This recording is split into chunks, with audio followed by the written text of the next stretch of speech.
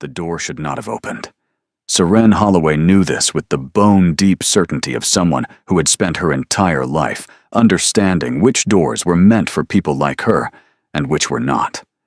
The servant's entrance was 3 corridors back, through the narrow passage that smelled of coal smoke and yesterday's bread. She should have turned left at the second landing, not right. She should have followed the housekeeper's directions precisely. Instead, she stood frozen in the doorway of what could only be described as a cathedral of books, her fingers still clutching the garment bag containing Lady Pembroke's hastily repaired ball gown, her heart hammering against her ribs like a bird, desperate for escape. The room was enormous. Floor-to-ceiling shelves lined every wall, leather-bound volumes gleaming in the firelight like sleeping dragons guarding their hoard. A massive desk dominated the far end, papers scattered across its surface in organized chaos. The air smelled of aged paper, wood smoke, and something sharper underneath. Brandy, perhaps, or whiskey. But it was the man by the window who stopped her breath entirely. He stood with his back partially turned, one hand braced against the window frame, the other holding a crystal glass that caught the light. He'd removed his mask. She could see it discarded on a nearby table, and his dark hair was disheveled, as though he'd been running his fingers through it repeatedly. His evening coat had been abandoned over a chair, leaving him in shirt sleeves and waistcoat, improperly informal for a gentleman at his own masquerade ball. Because this was his ball. This was his house. This was the Duke of Thornhaven, and Seren had just walked into his private sanctuary uninvited. She took a step backward, praying the door wouldn't creak, praying he hadn't heard her enter, praying she could disappear back into the maze of corridors and pretend this moment had never happened. The floorboard beneath her foot groaned like a dying animal. He turned. Seren had heard stories about Corvin Ashford, the Duke of Thornhaven. Everyone in Belmar had. The tragic Duke, they called him. The cold Duke. The Duke who had buried his father 8 months ago and emerged from mourning as something harder, sharper, more remote than before. The Duke who was expected to announce his engagement to Lady Margot Sinclair before the season ended, uniting 2 of the most powerful families in the realm. The stories had not mentioned that his eyes were the color of winter storms, gray with flecks of blue that seemed to shift in the firelight. They had not mentioned the sharp architecture of his face, all angles and shadows, beautiful in the way that dangerous things were beautiful. They had not mentioned the way he looked at her now, not with anger or outrage, but with something far more unsettling. Curiosity. "You're not a guest," he said. His voice was low, controlled, carrying the weight of someone accustomed to being obeyed without raising his tone. Serene's mouth went dry. "No, Your Grace.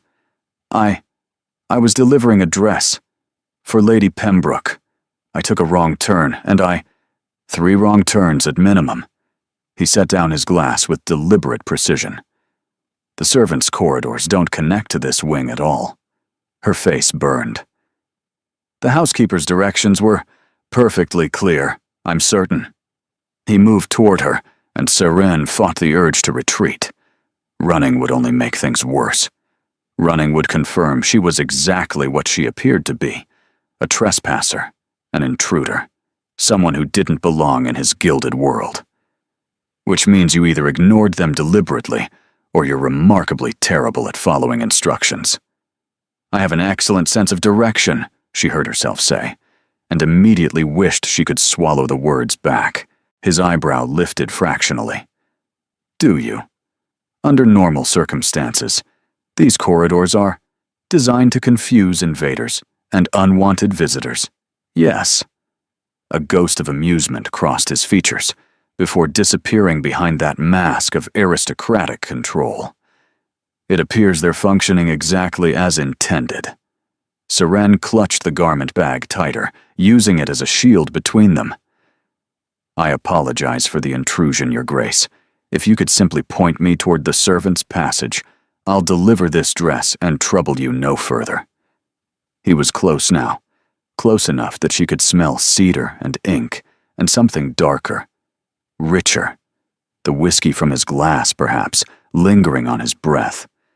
Close enough that she could see the exhaustion carved into the lines around his eyes, carefully hidden, but present nonetheless. "Who are you?" he asked, and the question held more weight than 3 simple words should carry. "Nobody of consequence. A seamstress's assistant. My mother owns a shop in—" The door behind her exploded open. Serene spun, her heart lurching into her throat as a flood of silk and diamonds poured into the study. 3 women. No, 4. Their masks pushed up onto their foreheads, their eyes bright with triumph and something hungrier underneath. "Your Grace." The woman in front was stunning, golden-haired and glacial, her crimson gown cut to emphasize every elegant curve. Lady Margot Sinclair. Seren recognized her from the society pages her mother sometimes brought home. "We've been searching everywhere. Your grandmother is asking for you, and I—" She stopped. Her gaze landed on Seren with the precision of an arrow finding its target. The silence that followed was devastating. Seren watched realization spread across their faces like poison through water. A man and woman alone. Door closed. His jacket removed. Her, a nobody, an intruder, standing close enough to feel his warmth. "Well," Lady Margot said, her voice dripping with something that masqueraded as sweetness but tasted like venom. "This is unexpected." And Seren knew, with horrible clarity, that her life had just become very, very complicated. The whispers started before Seren could draw breath to explain. She watched them spread through the cluster of women like wildfire catching dry grass. Glances exchanged, fans raised to hide curved lips, the particular rustle of silk that accompanied scandal finding its footing. Within the span of 3 heartbeats, she had been tried, convicted, and sentenced in the court of society's judgment. "Your Grace," Lady Margot continued, gliding further into the room with the confidence of someone who had never questioned her right to any space she occupied. "I do hope we haven't interrupted anything delicate." The emphasis on the final word was surgical, precise, designed to wound. The Duke's expression remained utterly impassive, but Seren noticed his shoulders straighten almost imperceptibly, a soldier preparing for battle. "Lady Margot, ladies, I wasn't aware my private study had become a destination on this evening's entertainment." "We were concerned." Another woman spoke, older, draped in sapphires that matched her icy gaze. Lady Sinclair, Seren realized, Margot's mother. "You disappeared so suddenly after the 3rd dance." Dear Margot was quite worried. "I'm touched by your concern. As you can see, I'm perfectly well." Perfectly well and perfectly accompanied. Lady Sinclair's attention shifted to Seren with the focused intensity of a predator assessing prey. "I don't believe I recognize your guest, Your Grace. The mask makes it so difficult to place faces at these affairs." Seren wasn't wearing a mask. She hadn't been wearing one when she entered. The comment was deliberate, a reminder that she didn't belong, had never been invited, was so far beneath notice that her face wasn't even worth remembering. "She's not," Seren began, but the Duke cut across her. "Miss Holloway is here at my invitation." The lie was so smooth, so immediate, that Seren nearly believed it herself. She turned to stare at him, but his gaze remained fixed on the women in the doorway, his expression revealing nothing. "Holloway," Lady Margot repeated, rolling the name across her tongue like she was tasting something unpleasant. "I'm not familiar with the family." "The Holloways are from Crestwick," the Duke said, and Seren felt the blood drain from her face. Crestwick was 300 miles away, far enough that no one in this room could easily verify or refute any claim he made. "Miss Holloway's father was a scholar of some renown. She's been corresponding with my sister, regarding certain historical texts in our library. Another lie, layered atop the first, building a fortress of fiction around her. "How academic," Lady Margot said. The word dripped with condescension. "Though I must say, Your Grace, the hour seems rather late for scholarly pursuits, and the door was closed. The draft from the corridor disturbs the older manuscripts. I always keep this door closed." His voice carried the particular patience of someone explaining something obvious to someone being deliberately obtuse. "Miss Holloway arrived shortly before you did to collect a volume my sister wished her to examine. She was just leaving." Seren recognized her cue. "Yes, leaving. Right now. Immediately." But when she moved toward the door, Lady Sinclair shifted to block her path, the movement subtle enough to seem accidental, but deliberate enough to communicate its message clearly. "Surely you'll stay for refreshments, Miss Holloway. Any friend of the family should be properly welcomed." The older woman's smile didn't reach her eyes. "I'm certain the Dowager Duchess would be delighted to make your acquaintance." A warning flickered across the Duke's face, quickly suppressed. "My grandmother has retired for the evening." "Has she? I saw her not 10 minutes ago, quite animated, discussing arrangements for the Fairchild dinner next week." Lady Sinclair's gaze never left Seren's face. She seemed particularly eager to meet anyone claiming friendship with her grandchildren. Claiming. The word was a knife, precisely placed. "I really must be going," Seren tried again. "My mother will be expecting me, and I—" "Nonsense." Lady Margot linked her arm through Seren's before she could retreat, the gesture appearing friendly, but functioning as a shackle. "You simply must stay. The night is young, and I'm absolutely desperate to learn more about these historical texts you've been studying. I adore history, don't I, Mother? You've never read a history book in your life, darling. Then this is the perfect opportunity to cultivate new interests." Margot's grip tightened. "Come, let's find you something to drink. You look rather pale." Seren looked desperately toward the Duke, hoping for intervention, rescue, anything. But his expression had shuttered completely. Whatever game he'd begun by lying about her identity, she was now a piece on the board, and pieces didn't get to choose their movements. "Your Grace," Lady Sinclair said, her voice carrying sweetened poison. "Shall we return to your guests? I believe the quartet is preparing for the final set." He had no choice. Seren understood that even as panic clawed at her throat, refusing would only confirm whatever suspicions they'd carried through that door. The only path forward led directly through the crowded ballroom, where every eye would turn to examine the mysterious woman who'd been found alone with the Duke of Thornhaven. "Of course," he said, and offered his arm to Lady Sinclair with mechanical courtesy. They moved as a procession through the corridors, Lady Sinclair on the Duke's arm, Margot maintaining her prison grip on Seren, the other women trailing behind like well-dressed vultures waiting for the feast. Seren's mind raced through impossible options. She could claim illness. She could faint. She felt close enough to fainting that it wouldn't require much acting. She could wrench free and run, scandal be damned, and spend the rest of her life as a cautionary tale whispered over tea. The noise hit her first when they reached the ballroom, music and laughter, and the particular buzz of hundreds of conversations layered atop one another. Then the heat. Bodies pressed together, candles blazing, the late summer warmth trapped beneath crystal chandeliers. And finally, the faces turning toward them with naked curiosity, recognition sparking as they identified the Duke, confusion dawning as they spotted the unknown woman being escorted like a prize, or a prisoner. "There," Margot breathed, satisfaction evident in every syllable. "Now everyone knows you're here. Isn't that wonderful?" Seren understood then what was happening. This wasn't about protecting reputation or punishing impropriety. This was about control, about ensuring that whatever had occurred in that study could be shaped into whatever narrative best served Lady Margot and her ambitions. If Seren was presented as a friend of the family, any scandal would reflect on the Duke.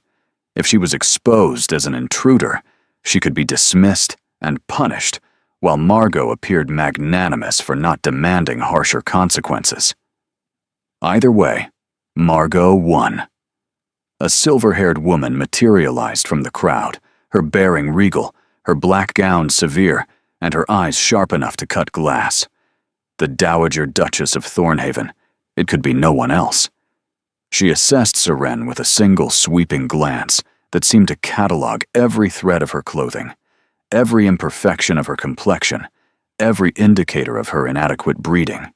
"Corvin," the Dowager said, her voice carrying clearly despite the surrounding noise.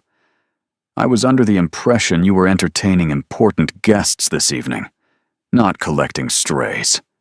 The Duke's jaw tightened. "Grandmother, who is this person, and why is she touching Lady Margot's arm?"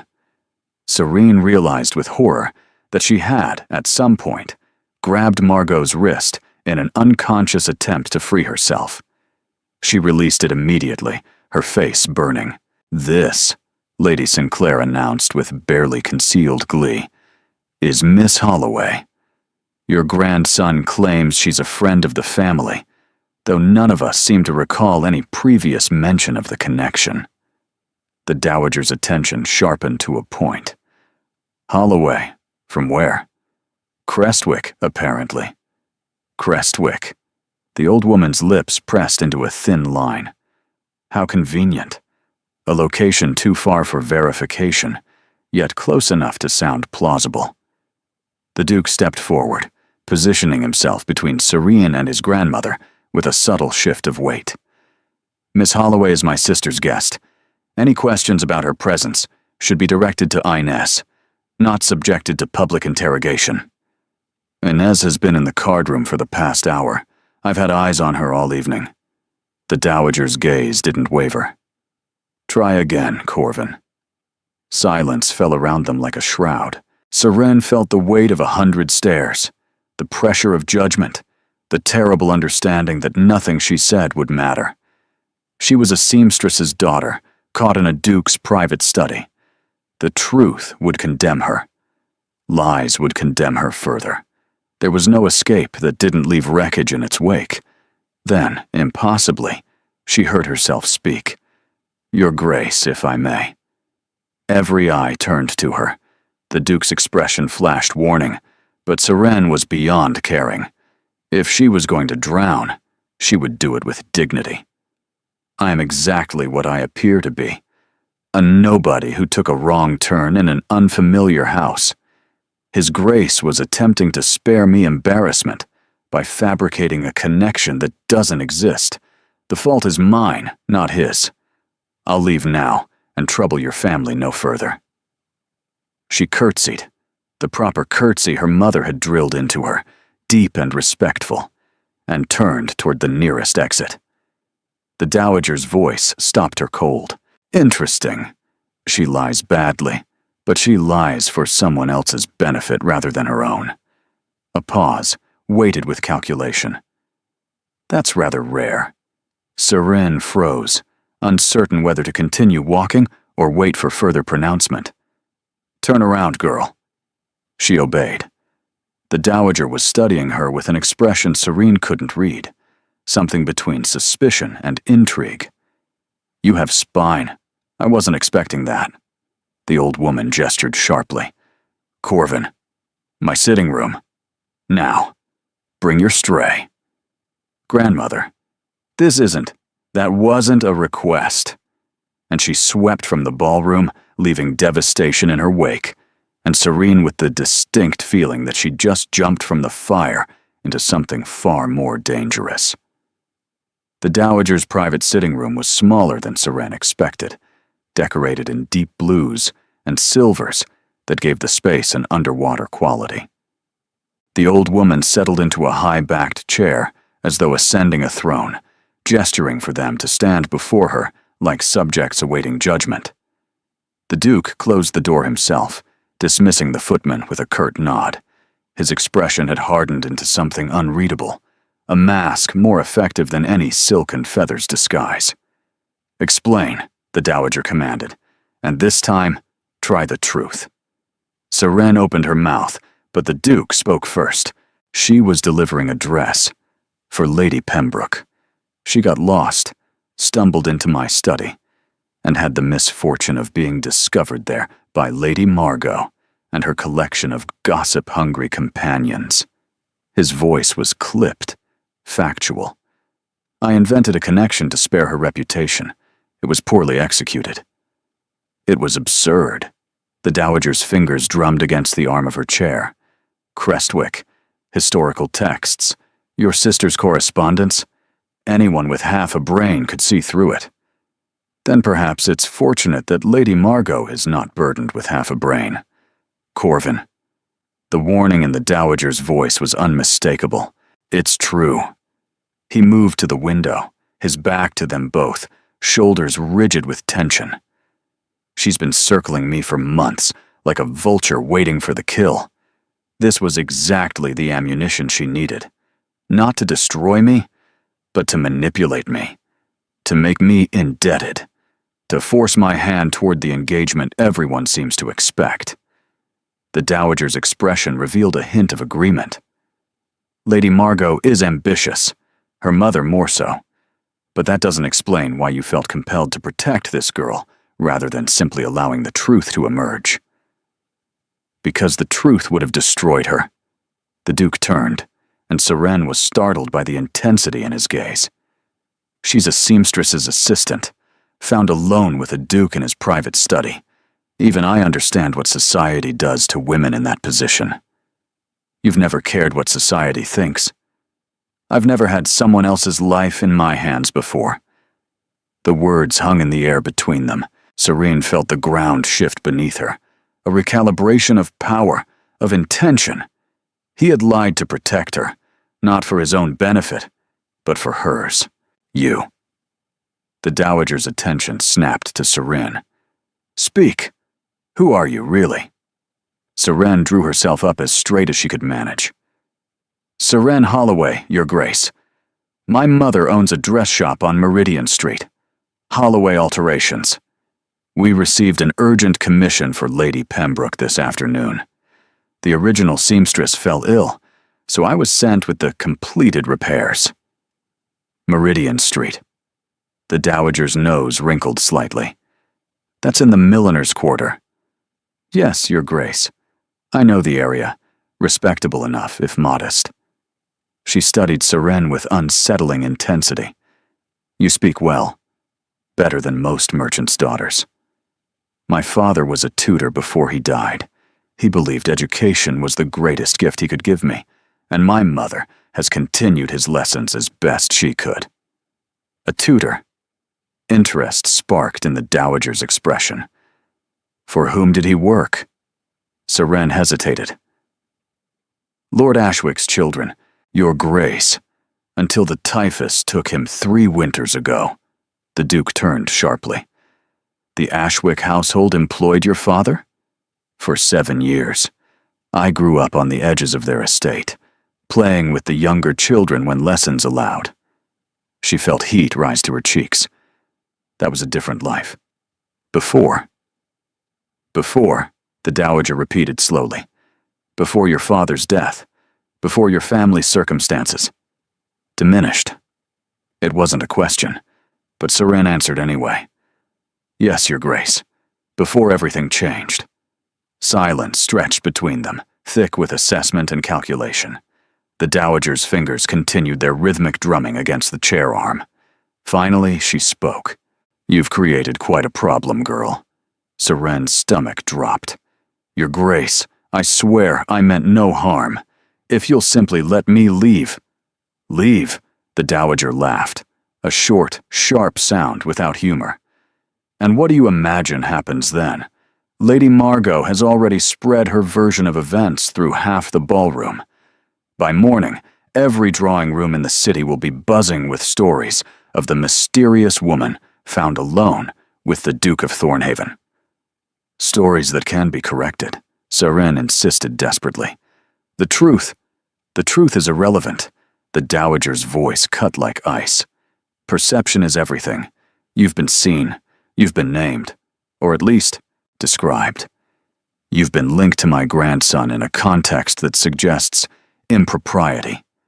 The damage is done. Seren felt the floor shifting beneath her feet. Then what do you suggest? That I disappear? Change my name? Pretend this never happened? No. The dowager's eyes glittered with something that looked disturbingly like satisfaction.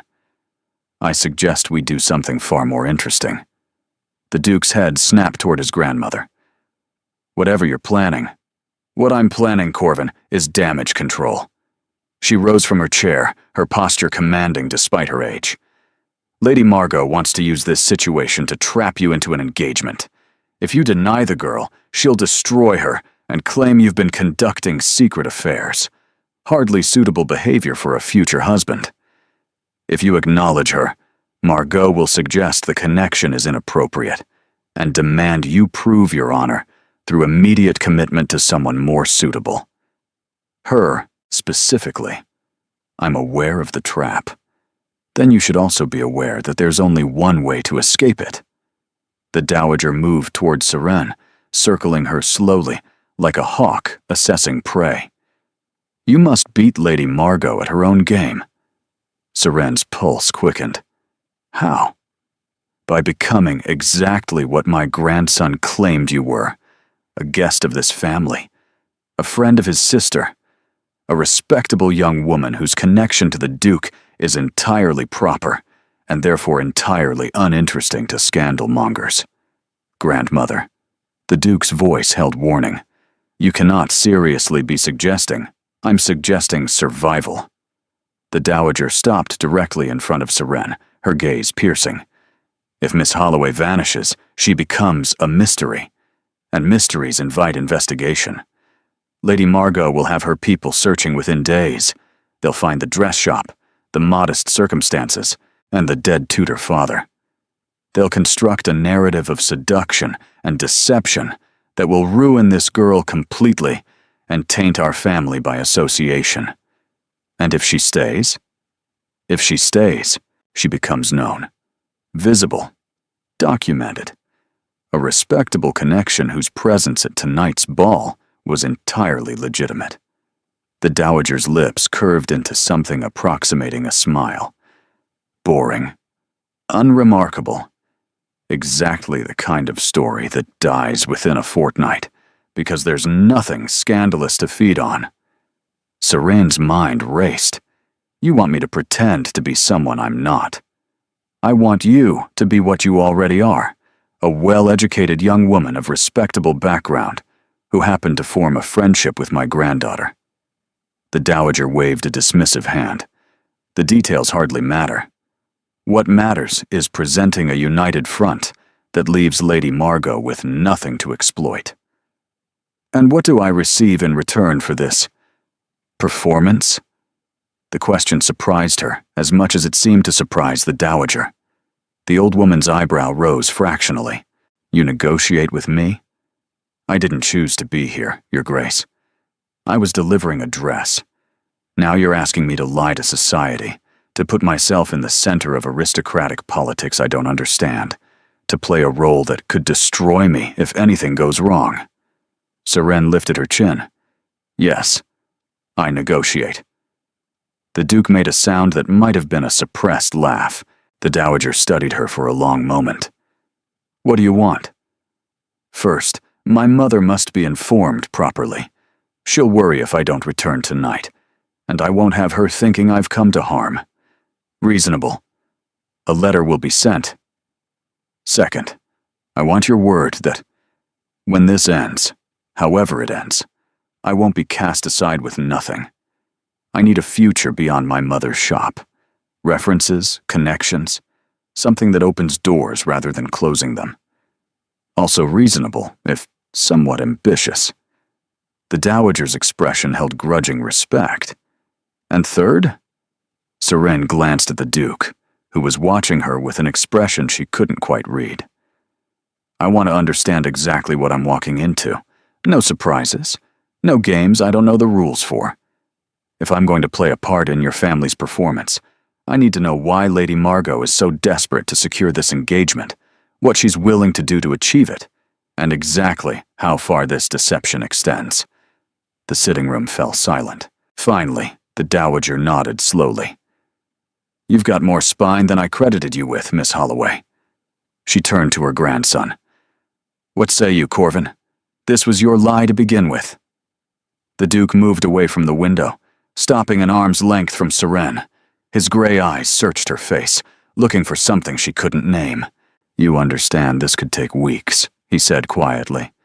"Possibly the entire season.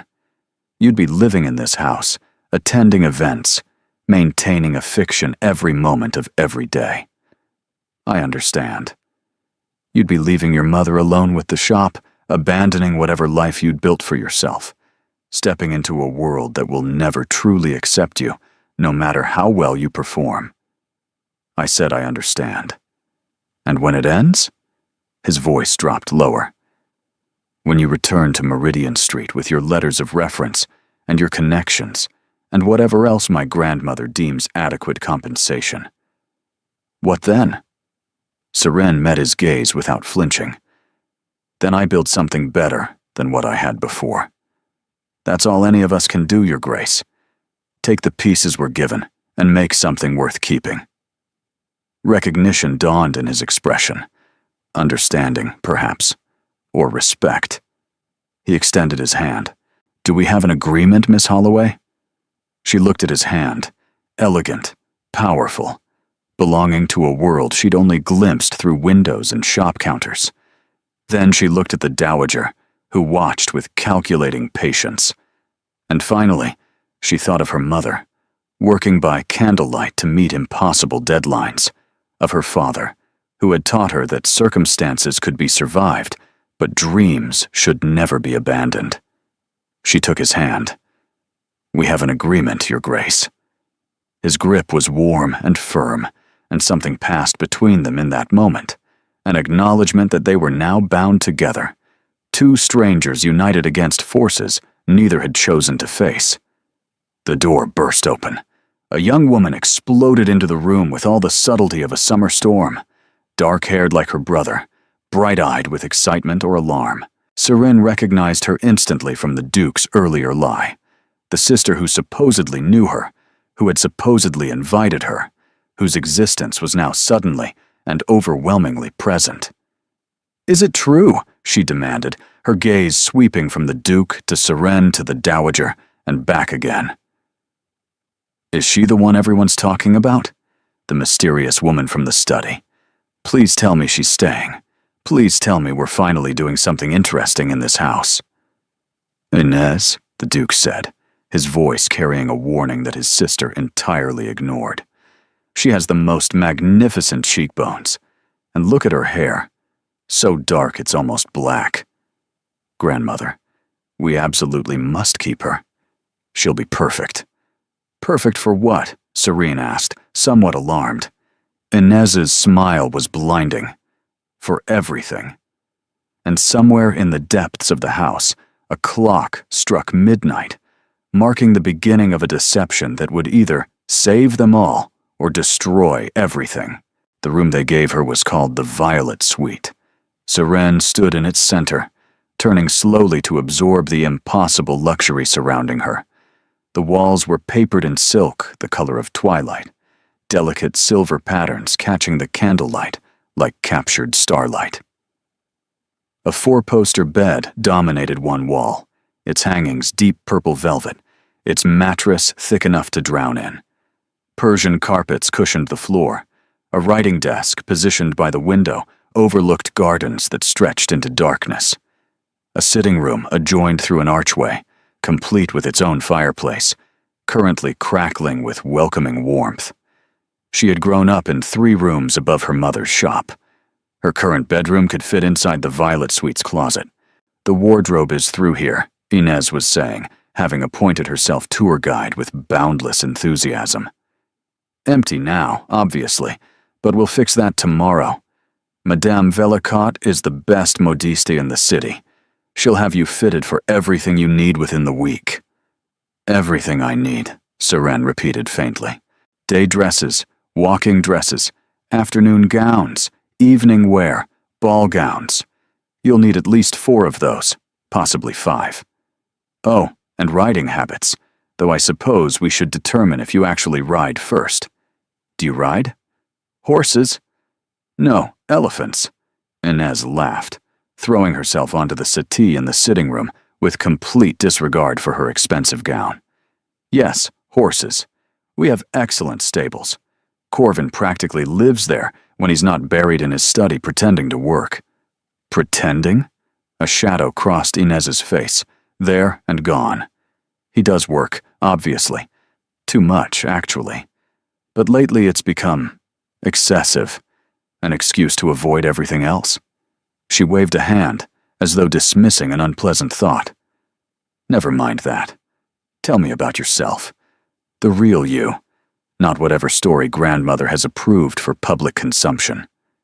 Seren sank into a chair, suddenly exhausted. The events of the evening pressed down on her like physical weight. There's not much to tell. My father was a tutor. My mother is a seamstress. I help with the shop, deliver commissions, and occasionally assist with fittings for clients who can't travel to us. She glanced around the opulent room. This is the farthest I've ever been from home. How far is home? Perhaps 2 miles. Inez's eyes widened. 2 miles. And you've never... She stopped herself, seeming to recognize that finishing the thought might be unkind. Well, now you're here, and we're going to have such adventures. This isn't an adventure, it's a deception. The best adventures usually are. Inez sat up, suddenly serious. Listen, Seren. May I call you Seren? Miss Holloway seems absurdly formal given that you're going to be living here. Listen, I know this seems terrifying. I know you didn't ask for any of it. But you should understand something about my brother. What? He never lies. Never. It's actually one of his most aggravating qualities. This relentless, uncompromising honesty that makes social situations enormously awkward. He once told the Marchioness of Wrenworth that her new portrait made her look like a suspicious potato. Despite everything, Seren felt her lips twitch. He didn't. He absolutely did. She didn't speak to him for 3 months. Inez leaned forward, her expression intent. My point is that when Corvin lied for you tonight, when he invented that ridiculous story about correspondence and historical texts, it was completely out of character. He broke his own rules to protect someone he'd known for 5 minutes. He was being decent. Corvin is always decent, but he's never impulsive. He never acts without calculation. Inez's gaze held hers. Whatever made him lie for you, it matters, even if he doesn't understand it yet. Before Seren could respond, a soft knock announced the arrival of a maid, a young woman with copper hair and freckles scattered across her nose like cinnamon. Miss Holloway? I'm Bridget. I've been assigned as your lady's maid. She curtsied, then held up a silk nightgown. I've prepared everything for bed. Shall I help you undress? Serene had never had anyone help her undress in her life. Yes, thank you. Inez rose, squeezing Seren's hand as she passed. Sleep well. Tomorrow we'll begin your transformation. Transformation into what? But Inez was already gone, leaving only the echo of her laughter and the unsettling weight of her words.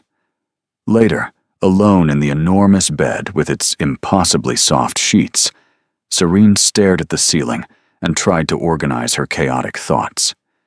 Somewhere in this house, the Duke of Thornhaven was likely doing the same, lying awake, wondering what madness had possessed him to drag a stranger into his family's political games. And somewhere beyond these walls, Lady Margot Sinclair was surely planning her next move. Sleep came eventually, but it was not restful. Morning arrived with evidence of invisible industry. Fresh flowers had appeared in the vase by the window. Water steamed in the basin. A dress, not her own, but something in soft dove gray that fit as though designed for her specifically, had been laid across the chair.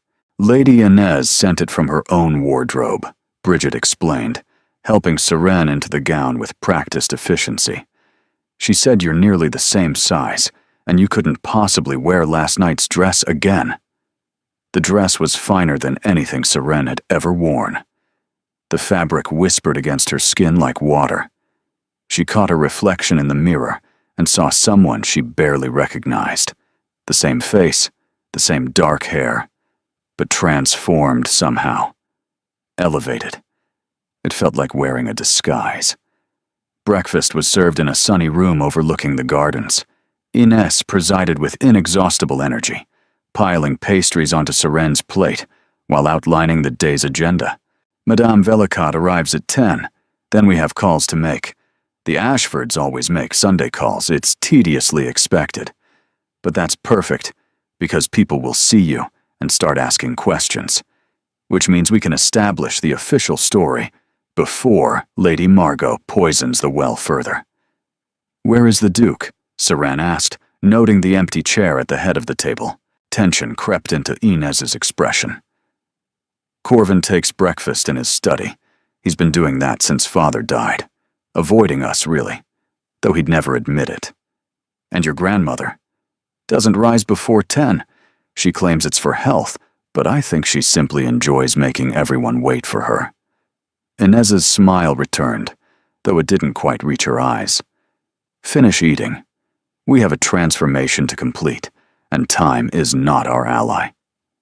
Seren obeyed, but her thoughts remained fixed on the absent Duke, the man who had lied for her, bound himself to her, and now apparently couldn't bring himself to share breakfast with his own family.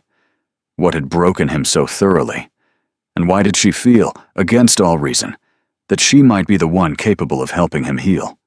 The Dowager Duchess descended the main staircase at precisely 10 o'clock, dressed in severe black that somehow conveyed more authority than any crown. Seren was waiting in the entrance hall as instructed, wearing a morning dress that Madame Velicot had produced with suspicious speed. Apparently the modiste kept emergency garments on hand for situations exactly like this. The gown was pale blue, respectable without being remarkable, designed to communicate propriety above all else. "You look acceptable," the Dowager pronounced, circling Seren with the same predatory assessment as the night before. "The dress helps. Your posture is good. Your complexion is clear." She paused. "Your hands need work." Seren glanced down at her fingers, calloused from needlework, rough from scrubbing, marked by countless small scars from misplaced pins. "My mother's shop doesn't allow for soft hands, Your Grace." "Then we'll ensure you're always wearing gloves in public." The Dowager's tone brooked no argument. "Hands tell stories. Yours tell the wrong one. And the right story would be that you're a gentleman's daughter, fallen on modest circumstances, being sponsored by this family as an act of charitable connection." The Dowager's lips curved without warmth. "It has the advantage of being mostly true, which makes it easier to maintain. I'm not a charity case. No, you're a strategic necessity disguised as a charity case." The old woman's gaze sharpened. "Make no mistake, Miss Holloway. I agreed to this arrangement because it serves my purposes, not because I have any particular concern for your well-being. You are a tool, useful for the moment, disposable when circumstances change. The sooner you accept that, the less painful this will be." The words landed like blows, but Seren refused to flinch. "And what are your purposes, Your Grace? Beyond preventing Lady Margot from trapping your grandson into an unwanted engagement?" Silence fell between them. The Dowager's expression registered surprise, or perhaps recalculation. "Sit," she commanded, gesturing toward a small parlor off the entrance hall. Seren sat. The Dowager settled across from her, arranging her skirts with meticulous care. When she spoke again, her voice had lost some of its cutting edge. "My son died 8 months ago. A sudden fever. There one day, gone within the week. He was 53 years old and had never been sick a day in his life. We thought we had decades left with him. Her fingers pressed against the arm of her chair, knuckles whitening. Corvin was in the north when it happened. Business with the estates that couldn't wait. By the time the message reached him, his father was already in the ground. Serene's breath caught. He didn't get to say goodbye. No, and he's been somewhere else ever since. The dowager's gaze fixed on something distant. He performs his duties, manages the estates, attends parliament, and appears at the necessary social functions. But he's not present. Not really. He's going through motions, waiting for something. I'm not even certain he knows what. And you think marriage would help? I think connection would help. Purpose beyond obligation. Someone who looks at him and sees the man rather than the title. The dowager's attention snapped back to Serene. Lady Margot sees only the title.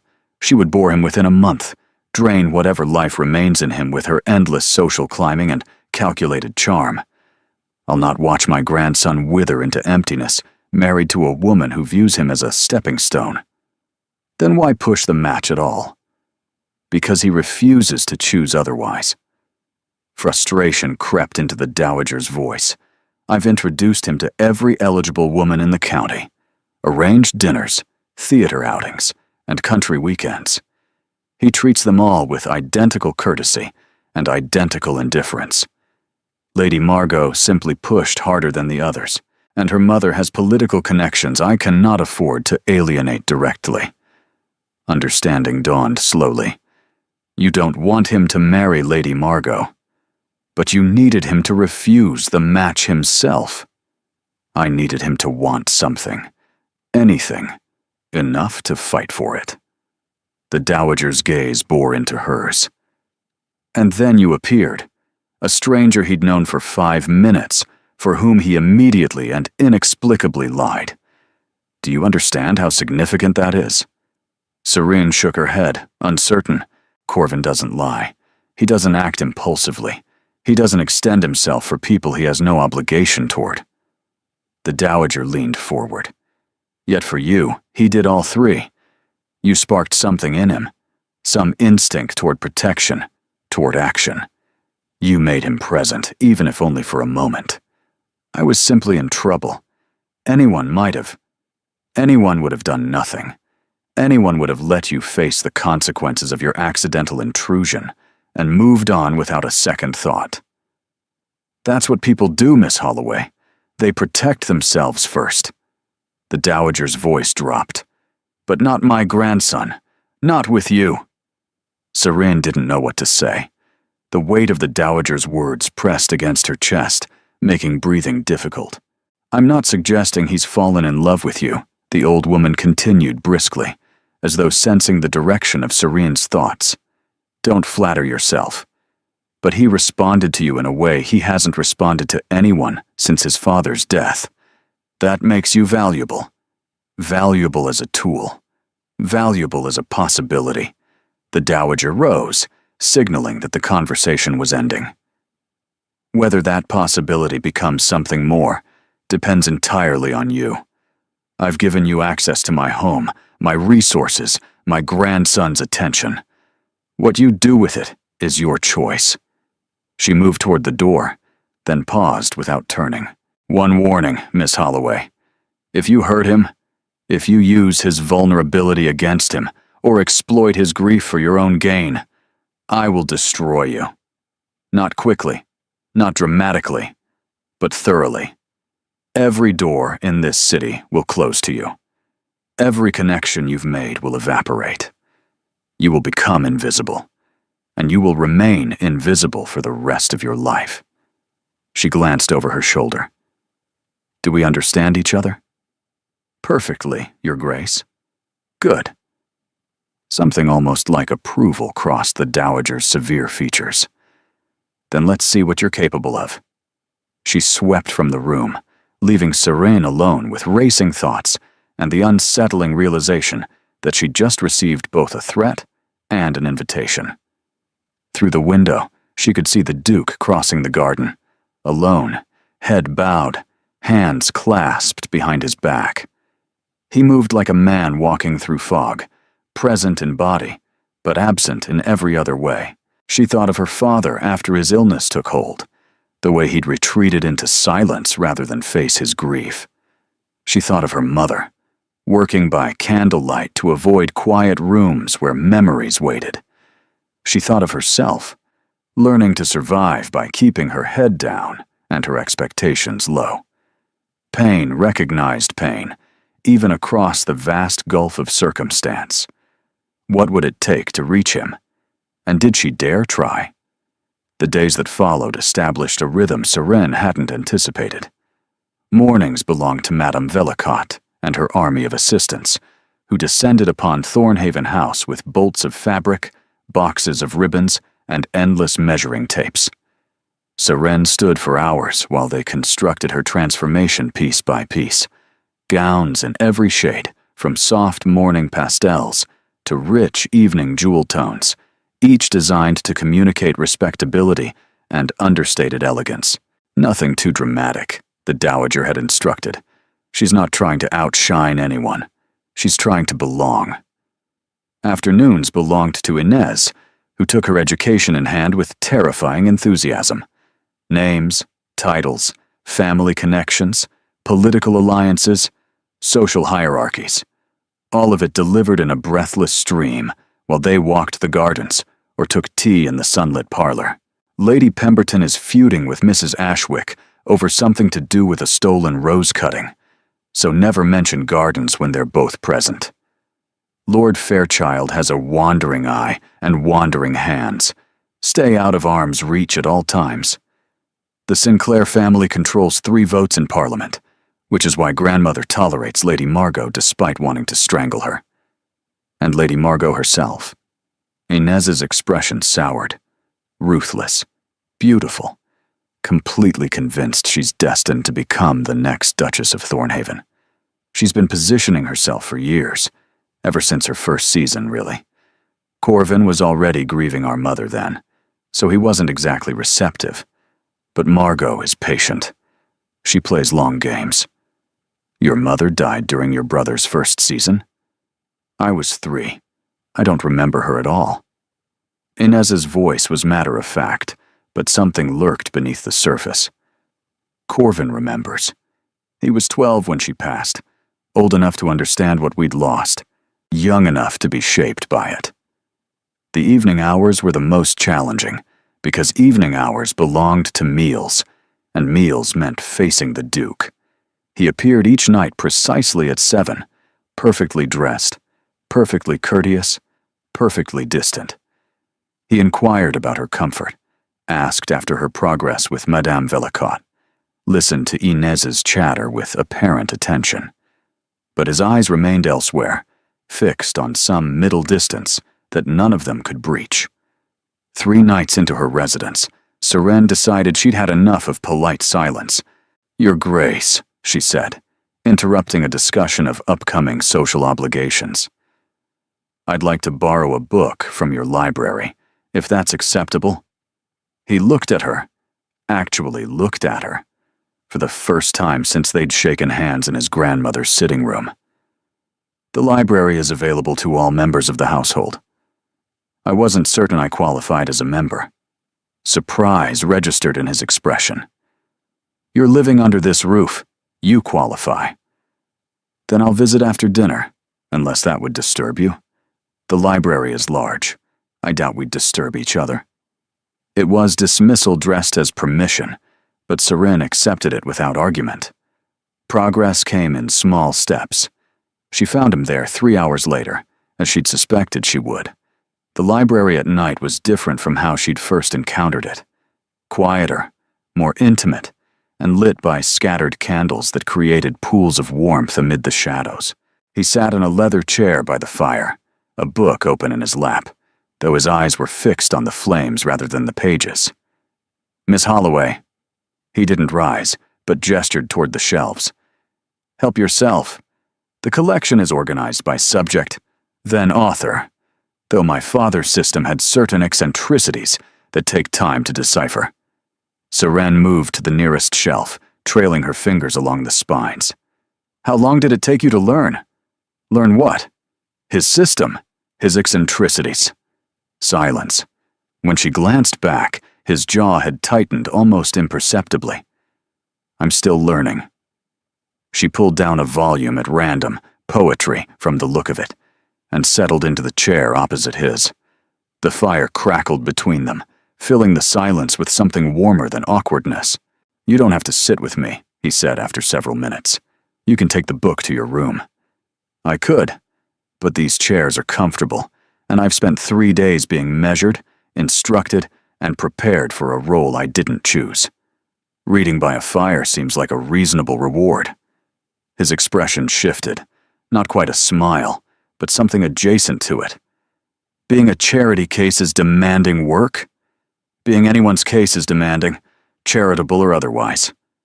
He actually laughed at that. A short, surprised sound, as though he'd forgotten he knew how.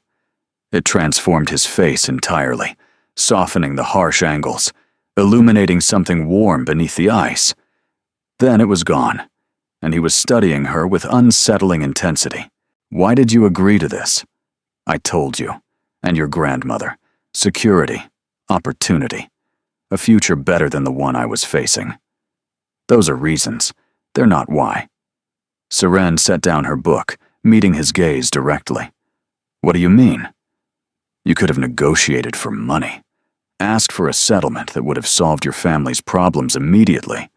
Instead, you asked for references and connections, tools for building rather than receiving.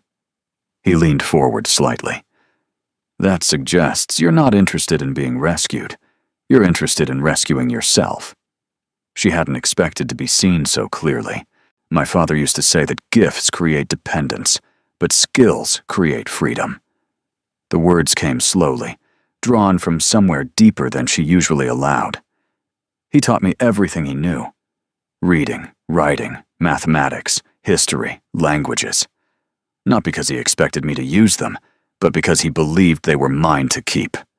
Things no one could take away. And then he died. The bluntness should have stung. Instead, it felt like acknowledgement. And then he died. And we discovered that knowledge doesn't pay rent, and skills don't buy medicine, and everything he'd given me was worthless in the face of practical reality. Serene's voice stayed steady through sheer force of will. So I learned to sew, to mend, to make myself useful in ways that translated to actual coins. But I never stopped wanting something more. And this, he gestured vaguely at the room, the house, the entire impossible situation, is your something more? This is my opportunity. What I make of it is still undetermined. They sat in silence, but it was different now. Not the empty silence of strangers occupying shared space, but something more complicated, more weighted. My father loved this room, he said finally. He spent hours here, reading, thinking, and avoiding my grandmother's endless social demands. She never understood it. She thought books were a waste of time, distractions from duty and obligation. What did he think? He thought duty without reflection was mindless, and obligation without understanding was tyranny. The Duke's gaze moved to the shelves, seeing something beyond the leather spines and gilt lettering. He wrote that, actually, in a journal he kept. I found it after he died, hidden behind a false panel in his desk. Seren waited, sensing that he was approaching something fragile. The journal was full of his thoughts, his fears, his hopes for us, for Inez and me. His voice dropped. His disappointments that I would never know about, because he'd never told me. All those years we had together, and there was so much he kept hidden. Maybe he was protecting you. Maybe he didn't trust me enough to share it. The bitterness surfaced briefly before being suppressed. It doesn't matter now. He's gone. The journal exists, and I've read it so many times I could recite passages from memory. What do the passages say? He looked at her then, really looked, and something cracked in his carefully maintained facade. They say he was proud of me. They say he worried I was too serious, too controlled, too afraid of feeling things deeply. They say, his voice caught, they say he loved me, that he should have told me more often, that his greatest regret was letting duty eclipse connection. The fire popped, shadows danced, and Saren understood, finally, why the Duke of Thornhaven had retreated so completely from living. He wasn't just grieving his father, he was grieving all the conversations they'd never had, all the truths that had come too late, all the years of careful distance that could never be reclaimed. "I'm sorry," she said, and meant it. "So am I." He closed his book with quiet finality. "The dinner at the Fairchild estate is in 4 days. It will be your first public appearance as a guest of this family. Lady Margot will be there, watching for any weakness she can exploit." The shift back to practical matters was abrupt, but Saren recognized it for what it was: retreat from territory, too vulnerable to occupy for long. "I'll be ready. Will you? Your grandmother has threatened to destroy me if I fail. Your sister has been drilling me on social hierarchies until I dream in titles and obligations. And you?" She paused, uncertain how to finish. "I what?" "You've given me a reason to succeed that has nothing to do with my own interests." His brow furrowed. "Meaning?" "Meaning I've seen what you're carrying, and I think you deserve to carry less." She rose, book in hand. "Good night, Your Grace." She was at the door when his voice stopped her. "Corvin," she turned. "I'm sorry?" "My name. If we're going to maintain this fiction of family friendship, you should probably use it, at least in private." Something warm bloomed in her chest, small but unmistakable. "Good night, Corvin." His name felt strange on her tongue, intimate in a way she hadn't expected. She left before he could see how much it affected her. Behind her, she didn't see him watching the door long after it closed, or the way his hand had moved unconsciously toward the space where she'd been sitting. But the fire noticed, and the books noticed, and somewhere in the depths of the house, a clock chimed midnight, marking another day survived, another wall breached, another step toward something neither of them was ready to name. The Fairchild estate blazed with light. Saren stood at the entrance, her gloved fingers resting on Corvin's arm, trying to remember everything Inez had taught her, while simultaneously forgetting everything her instinct screamed about running in the opposite direction. The gown Madame Vellicotte had created was a masterwork, deep emerald silk that caught the candlelight like captured forest shadows, cut to emphasize elegance rather than provocation. Pearl drops adorned her ears. Her dark hair had been swept into an intricate arrangement that made her neck look impossibly long. She looked like she belonged. She didn't feel like she belonged. "Breathe," Corvin murmured, so quietly only she could hear. "You're gripping my arm hard enough to leave bruises." She forced her fingers to relax. "Apologies. I'm not accustomed to being stared at." "They're not staring at you. They're staring at us." His voice carried that familiar edge of controlled neutrality. The mysterious Miss Holloway, finally revealed. They've been speculating for days. Wonderful. I've always wanted to be speculation fodder. Wry humor touched the corner of his mouth.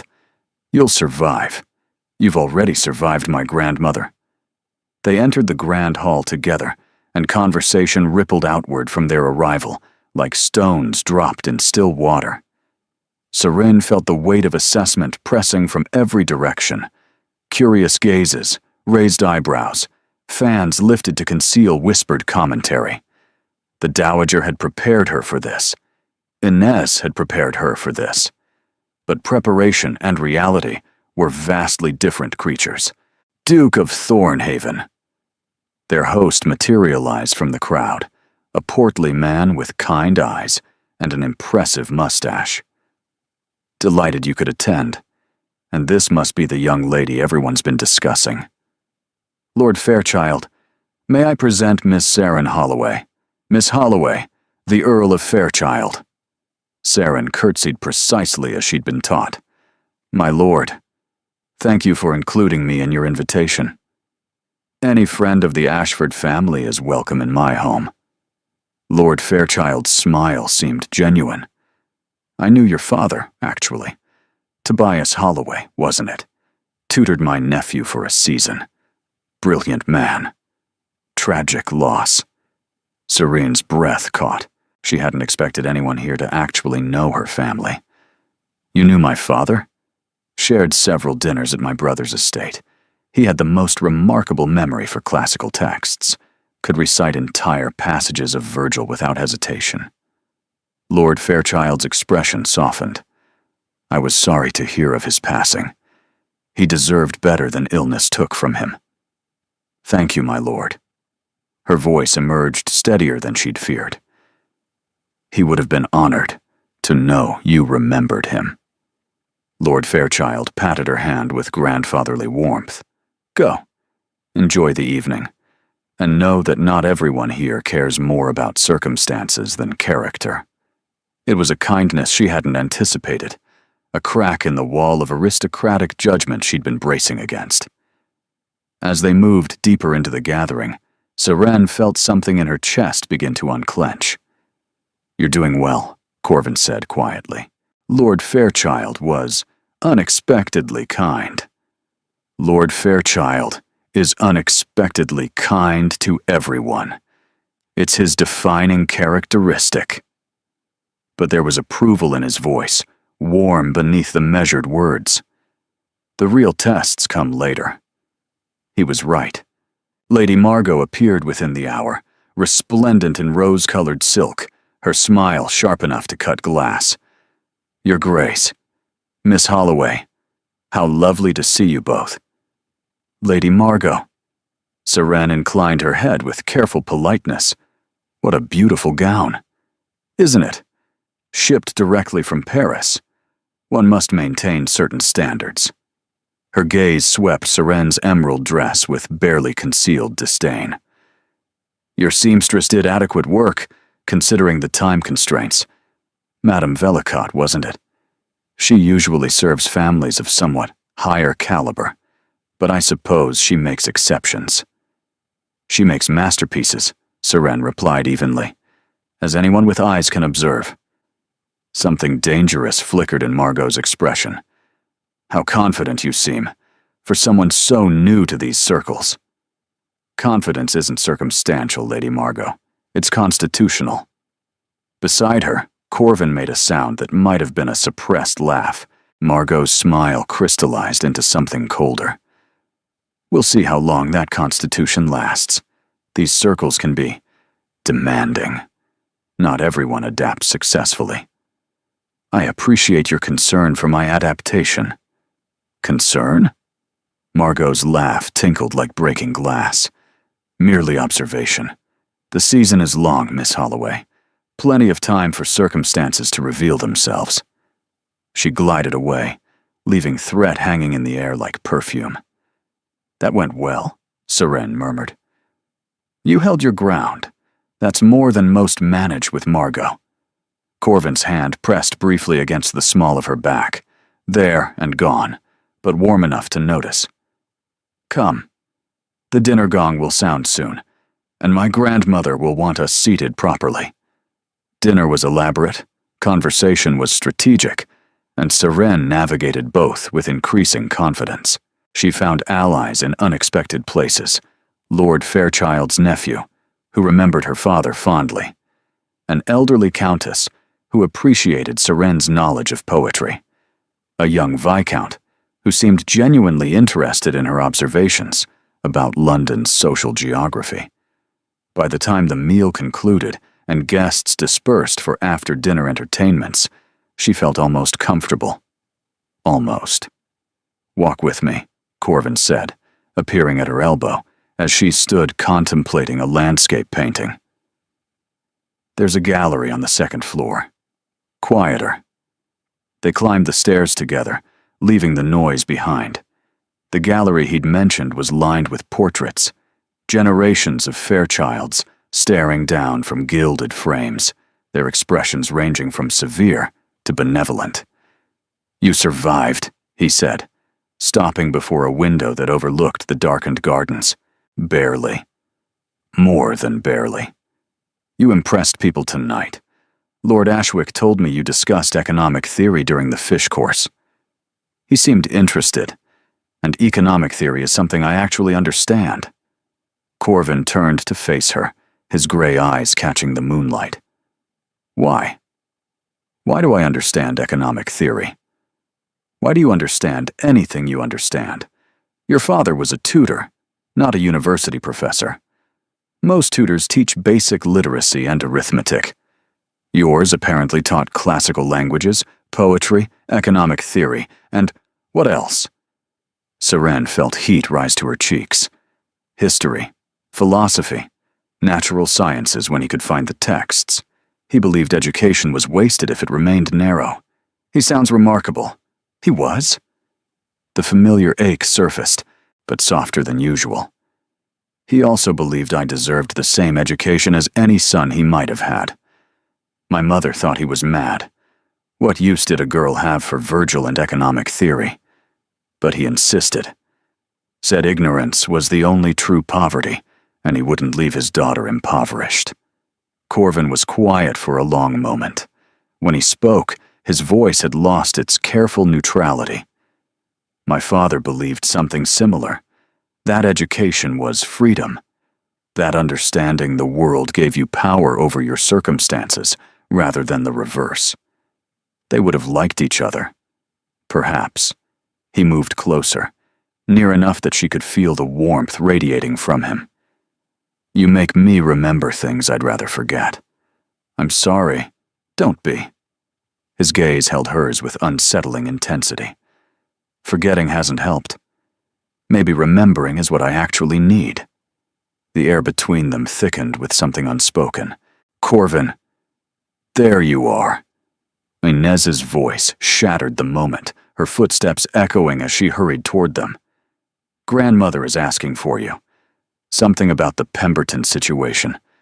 I don't know the details, but she looks murderous."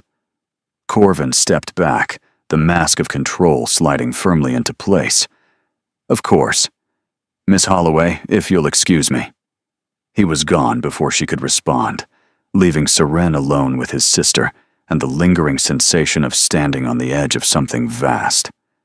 "What was that?" Inez asked, her eyes far too knowing. "Nothing. A conversation." "That wasn't nothing. That was the opposite of nothing." Inez linked her arm through Seren's, her smile brilliant. "This is going to be even more interesting than I thought." 3 weeks passed in a blur of social engagements and careful performances. Seren attended dinners and musicals, garden parties, and afternoon teas. She learned to navigate conversation like a chess game, anticipating moves 3 steps ahead. She earned grudging acceptance from some quarters and active hostility from others. Through it all, she maintained the fiction of family friendship with increasing ease. And through it all, something shifted between her and Corvin. It happened in small moments, glances that lingered too long, conversations that ventured too deep, accidental touches that neither of them rushed to end. He began appearing in the library when she read there. She began taking breakfast at the table rather than in her room. They walked the gardens together in the afternoon, discussing everything from philosophy to the proper care of roses. She was beginning to feel, against all wisdom, that she might actually belong. The Dowager watched with calculating silence. Inez watched with barely contained glee. Lady Margot watched with escalating fury. It was at the Pemberton Musicale that Margot finally struck. Serene had excused herself to find the retiring room, navigating the crowded corridors with practiced ease. She was halfway there when a hand seized her arm and pulled her into an empty parlor. Lady Margot stood between her and the door, her beautiful face twisted with cold rage. "Enough," she said. This little performance of yours ends tonight. Seren yanked her arm free. I don't know what you mean. Don't insult us both with pretended ignorance. Margot moved closer, her voice dropping to a venomous whisper. I've had you investigated, Miss Holloway. I know exactly what you are. A seamstress's daughter playing dress-up, pretending to belong in a world that will never accept you. Your father died in debt. Your brother is a gambler. Your mother takes in mending to pay the rent. The words landed like blows, each one precisely aimed. My circumstances are no secret. No, but your ambitions are. Margot's smile was cruel. You think I can't see what you're doing? Worming your way into his affections, making yourself indispensable, and hoping he'll forget his duty and his position long enough to make a catastrophic mistake. I'm not. You're exactly what you appear to be. A fortune hunter, a social climber, a desperate little nobody who stumbled into an opportunity and decided to exploit it. Margot stepped closer still, her perfume cloying in the confined space. But here's what you don't understand, Miss Holloway. You're temporary. A distraction.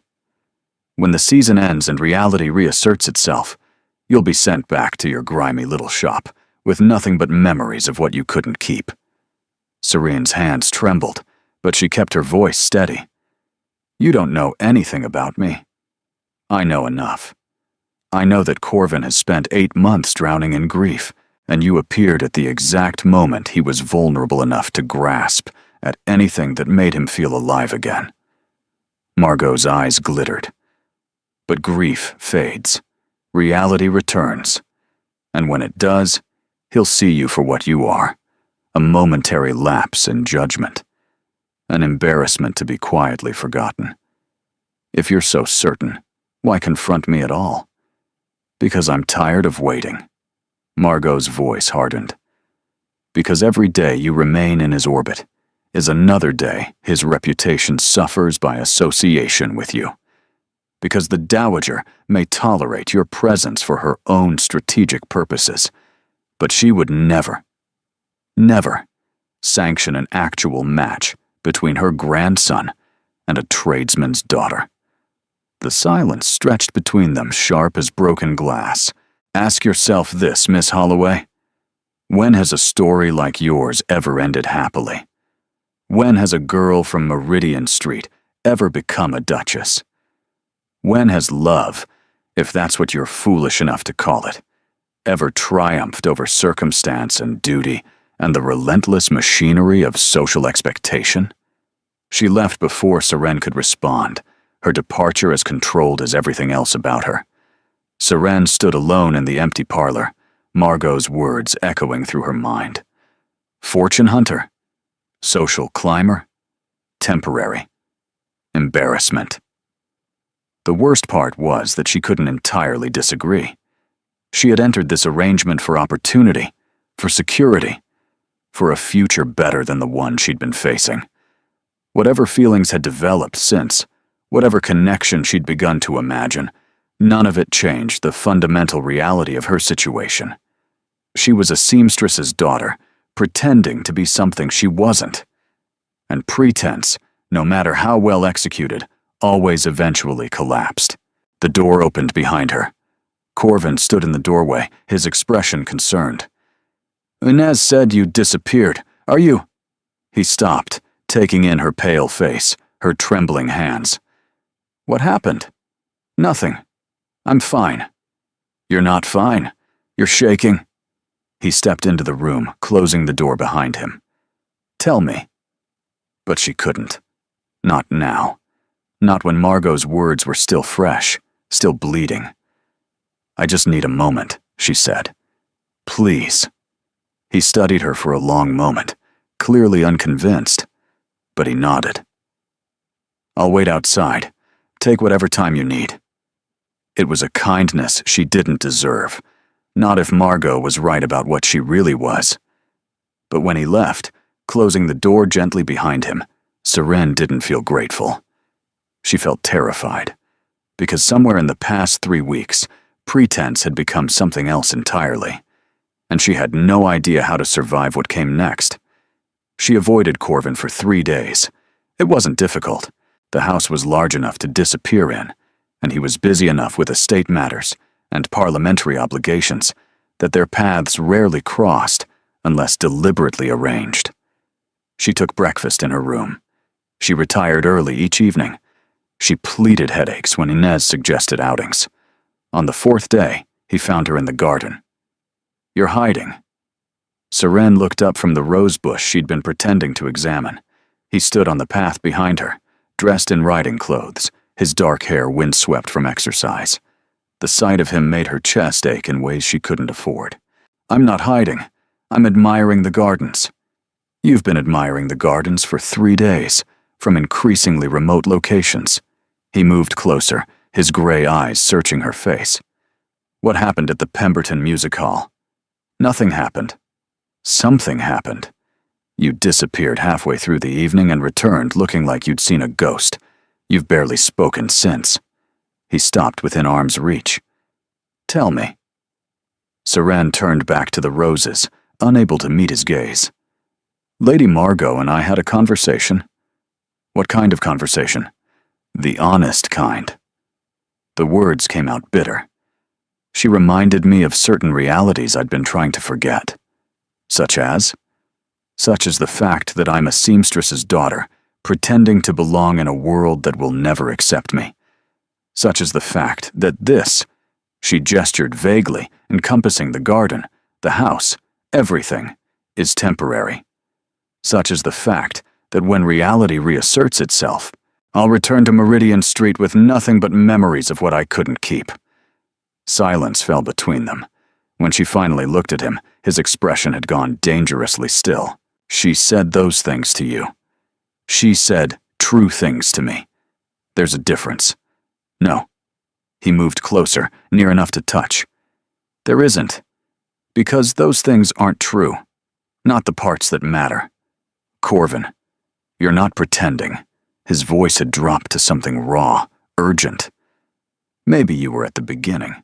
Both of us were. But not anymore.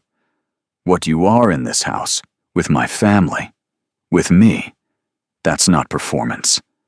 That's you. You don't know me. Not really. You know a version I've constructed for. I know you read poetry by firelight and forget to eat when you're absorbed in a book. I know you argue economic theory with elderly viscounts and make them enjoy it. I know you taught yourself 3 languages from borrowed texts and can quote Virgil in the original Latin." His hand caught her chin, tilting her face toward his. "I know you look at me like I'm worth saving, even when I can barely remember why that might be true." Her breath caught. "This is dangerous. I know. It can't lead anywhere good. Probably not. Your grandmother would never. My grandmother doesn't get to decide what I want." His thumb traced her cheekbone, featherlight. "For the first time in 8 months, I want something. Specifically. Desperately. And I'm terrified of it." "Why terrified?" "Because wanting means losing. Because caring means grief. Because the last time I let myself feel something this strongly," his voice cracked, "my father died, and I learned exactly how much love costs." Seren's heart shattered and reformed in the space between his words. "So I built walls," he continued. "I retreated. I performed duty and obligation because those were safe, predictable, controllable, incapable of causing the kind of pain that grief causes. I told myself I'd never let anyone close enough to hurt me again. And then? And then you fell through my door." The faintest smile surfaced. "Completely unexpected, entirely inconvenient. The last thing I wanted, and the only thing that's made me feel alive since I lost him." The garden around them seemed to hold its breath. "This is madness," Seren whispered. "My father used to say that idealism was a form of madness, but a necessary one. That's not idealism. That's rationalization." "Maybe. He leaned closer, his forehead nearly touching hers. But I'm tired of being rational. I'm tired of walls and distance and performing emotions I don't feel while suppressing the ones I do. I'm tired of being so careful that I forget how to live. What are you saying? I'm saying I love you. The words emerged, rough, unpolished, and absolutely genuine. I'm saying I've been falling since the night we met, and I've been too afraid to admit it. I'm saying that whatever Margot told you about being temporary, she's wrong. You're the first permanent thing I've wanted in longer than I can remember. Tears spilled down her cheeks. You can't love me. You're a duke. I'm nobody. The mathematics don't work. Damn the mathematics. His hands framed her face, gentle but insistent. Damn the expectations and the social hierarchies, and every person who thinks they get to decide what's possible for us. I've spent my whole life doing what was expected, following rules, maintaining propriety, and it left me empty and grieving and half alive. Corvin, you make me whole. His voice broke on the word. You make me want to be present instead of distant. You make me believe that maybe, there's more to existence than duty and loss. And I know it's impossible, and I know it's selfish, and I know I have no right to ask you to stay, when staying means fighting battles you never signed up for. She kissed him. It wasn't calculated, or gentle, or any of the things a proper first kiss should be. It was desperate and claiming, and full of everything neither of them had been brave enough to say. His arms wrapped around her, pulling her close, and she felt the walls he'd built crumbling under the pressure of contact. When they finally parted, both breathing ragged, reality came crashing back. They were in a garden at Thornhaven House, visible to anyone who cared to look from the windows.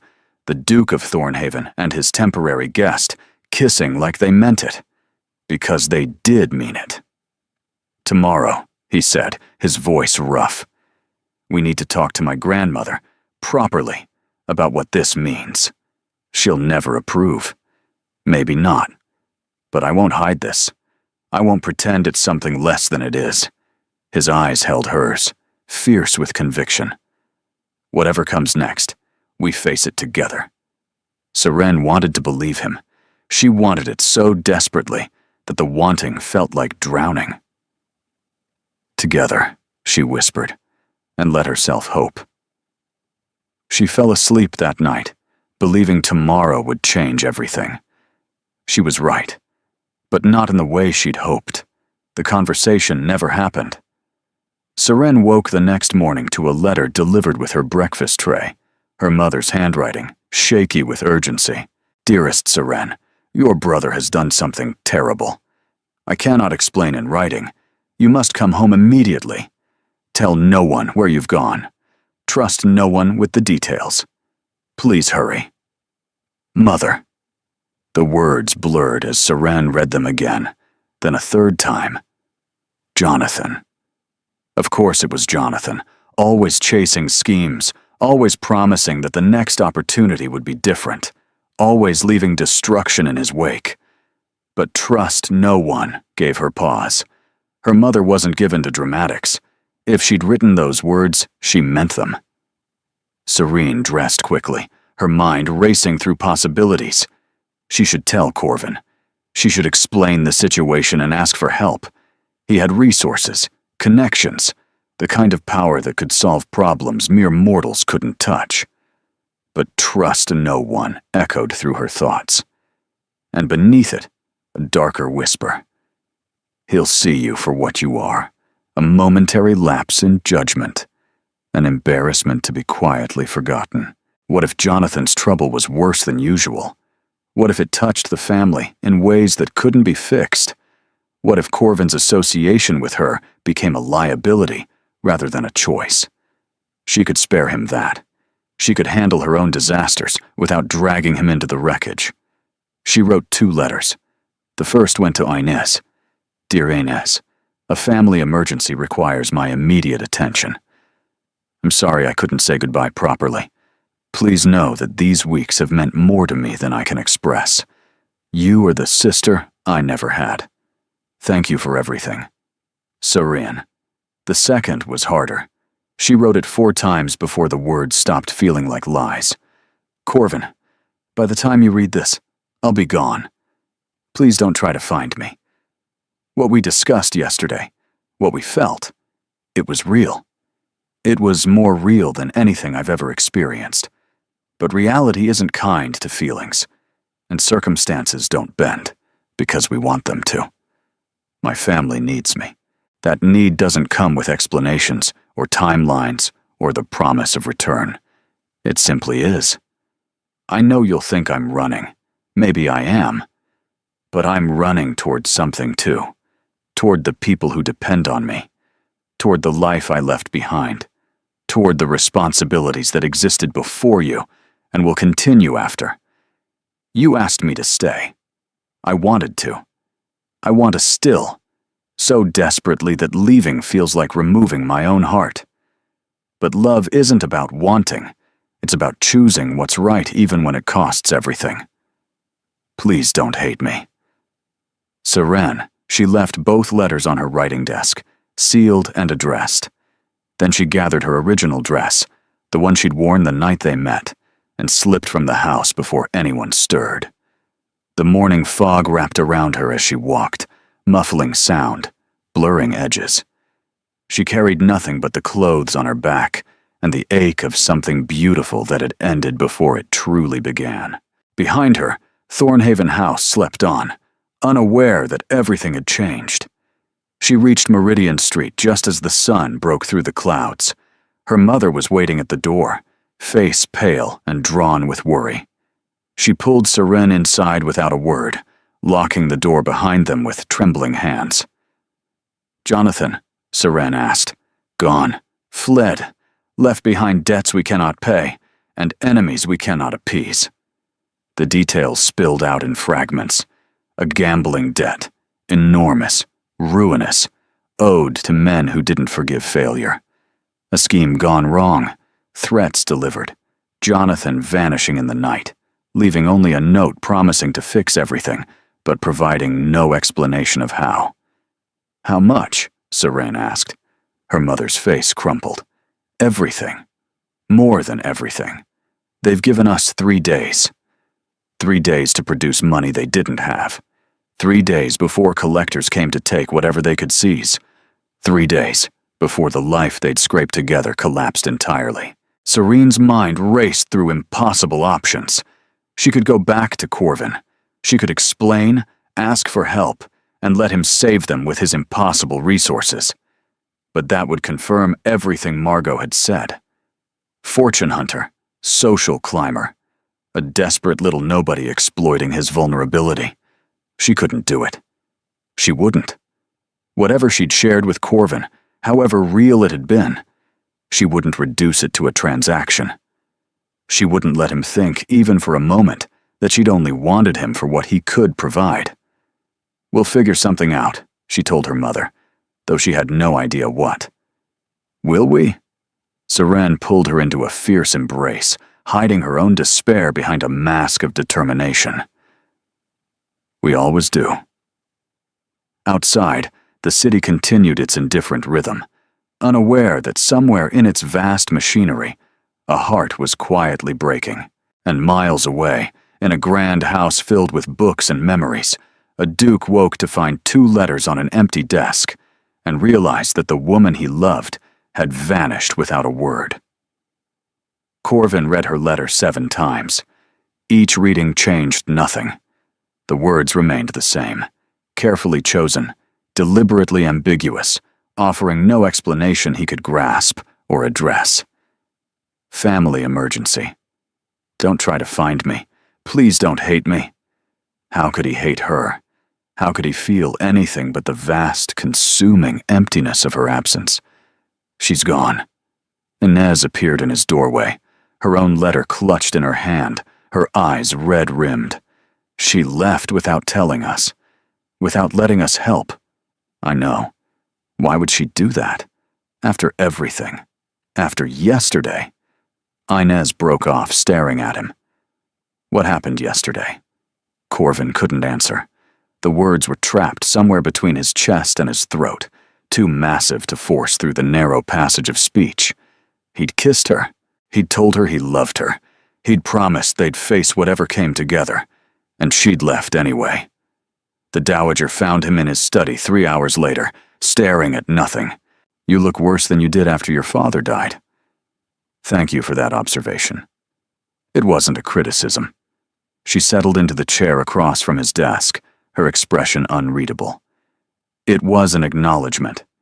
You actually cared about this one. This one? He laughed without humor. Her name is Seren, and yes, I cared about her. Cared. Past tense? She left. She asked me not to find her. She made her choice clear. Did she? The Dowager's gaze sharpened. That letter reads like someone protecting something, not someone walking away from it. Corvin looked up, surprised. You read her letter? I read both letters. Inez brought hers to me, distraught, and yours was sitting on your desk when I came looking for explanations. She showed no remorse. That girl was not running away from you. She was running away from something else. A family emergency. She said almost nothing. That's the point. The Dowager leaned forward. When someone leaves because they want to leave, they explain, they justify, they make certain you understand why. When someone leaves because they have no other choice, they're vague. They protect. They sacrifice their own happiness to shield others from complications they don't fully understand. Hope stirred, fragile and dangerous. You think she was protecting me? I think she was protecting everyone. Herself, her family, you, this household. Whatever emergency called her home, she clearly believed involving us would make things worse. Then I should respect her wishes. Should you? The Dowager's voice hardened. You've spent 8 months respecting wishes. Your father's wish that you manage the estates. My wish that you consider marriage. Society's wish that you maintain propriety. How has that served you? Corvin had no answer. That girl woke you up, the Dowager continued. For the first time since your father died, you were present, engaged, alive. And now you're going to let her vanish because she asked you to? She has the right to make her own choices. She has the right to make informed choices. And right now, she's making choices based on fear and pride and whatever crisis her family is facing, not based on what she actually wants. The Dowager rose, fixing him with a fierce stare. Go after her. Find out what's happening. Give her the chance to choose with full knowledge of her options. And if she chooses to leave anyway, then at least you'll know. At least you won't spend the rest of your life wondering what might have been if you'd been brave enough to fight. She moved toward the door, then paused. Your father regretted his caution. He wrote about it in that journal you found. All the things he wished he'd said. All the moments he wished he'd seized. Don't make his mistakes. Corvin, don't let fear steal your chance at happiness. She left him alone with his thoughts and the terrible weight of decision. An hour later, he summoned Wren, the investigator his father had used for discreet matters. Find everything you can about the Holloway family. The mother, the brother, any debts or troubles or enemies. I want answers by nightfall. The answers, when they came, were worse than he'd imagined. Jonathan Holloway owed £3,000 to Marcus Fell, a moneylender notorious for collecting debts through violence when payment failed. The deadline was tomorrow, and the Holloway family had nothing even approaching that sum. Corvin didn't hesitate. He summoned his banker, arranged the funds, and rode through the night toward Meridian Street. He found the shop just as dawn broke, a modest storefront with Holloway Alterations painted in fading letters. He knocked, then knocked again, then pounded until the door finally opened. Seren stood there in her original dress, shadows under her eyes, her expression shifting from confusion to shock to something that looked dangerously like hope. "You shouldn't be here," she whispered. "You shouldn't have left without telling me why." "I told you." "You told me nothing."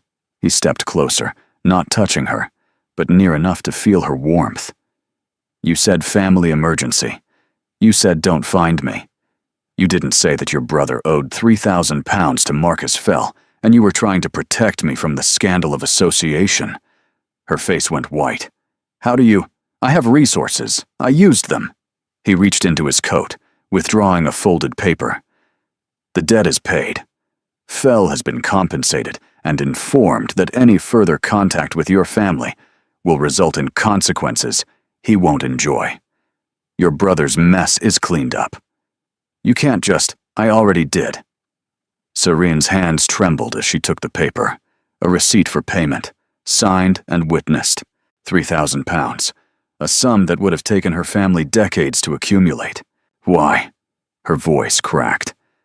"Why would you do this?" "Because I love you." The words came easily this time, practiced through a sleepless night of writing and worrying and praying she hadn't destroyed everything by leaving. "Because your problems are my problems. Because I told you we'd face things together, and I meant it, even when you tried to face them alone. I didn't want you to think—" She broke off, struggling for control. "Margot said I was a fortune hunter. She said I was exploiting your grief. She said— I don't care what Margot said." He closed the distance between them, cupping her face in his hands. "I care what you say. I care what you want. I care whether you're going to keep running away every time things get difficult, or whether you're going to trust me enough to let me help." Tears spilled down her cheeks. "I was trying to protect you. I don't need protection. I need you." He rested his forehead against hers. "Stay. Fight. Let me love you without hiding, without pretense, without worrying about what everyone else thinks. Your grandmother sent me after you, told me not to make my father's mistakes." Serene laughed through her tears, a broken, beautiful sound. "She did?" She's terrifying, but apparently romantic when it suits her purposes. From inside the shop, Serene's mother appeared, a worn woman with her daughter's dark hair and gentle eyes. She took in the scene with quiet assessment. "You're the Duke," she said. It wasn't a question. "Yes, ma'am. And you've come for my daughter. If she'll have me." The older woman studied him for a long moment, then nodded slowly. "She reads your letters, all hours of the night, reading and rereading like they're scripture." A faint smile crossed her weathered features. "I've never seen her love anything the way she loves you." Serene made a strangled sound. "Mother, hush. I'm old enough to recognize when fate has made a decision." Mrs. Holloway stepped back, gesturing them inside. "Come in. Both of you. We have arrangements to discuss." The shop was small, crowded, utterly unlike the grandeur of Thornhaven House. But as Corvin followed Serene inside, her hand finding his like it had always belonged there, none of that mattered. They had found each other. They had chosen each other. Everything else was simply details. The Sinclair Ball was the event of the season. Everyone who mattered would be there. Everyone who didn't matter desperately wished they were. And at the center of every whispered conversation stood the same question. What had happened between the Duke of Thornhaven and the mysterious Miss Holloway? The gossip had been building for weeks. She'd vanished from his household under unclear circumstances. He'd disappeared for 3 days without explanation. Lady Margot had been seen looking alternately triumphant and thunderous. The Dowager Duchess had refused all comment. Now, finally, answers would come. Serene stood at the top of the grand staircase, her gloved hand resting on Corvin's arm, her heart pounding so loudly she was certain everyone could hear it. The gown was new, commissioned secretly by the Dowager, delivered that morning without warning. Deep midnight blue, scattered with silver embroidery that caught the light like captured stars. Sapphires at her throat, borrowed from the family collection, offered by Inez with tears and laughter. She looked like a duchess. She still didn't feel like one. "Ready?" Corvin murmured. "No. Neither am I." He smiled, that rare, genuine expression that transformed his entire face. "Shall we?" They descended together, and the ballroom fell silent. Hundreds of eyes tracked their progress. Fans paused mid-flutter. Conversations died mid-word.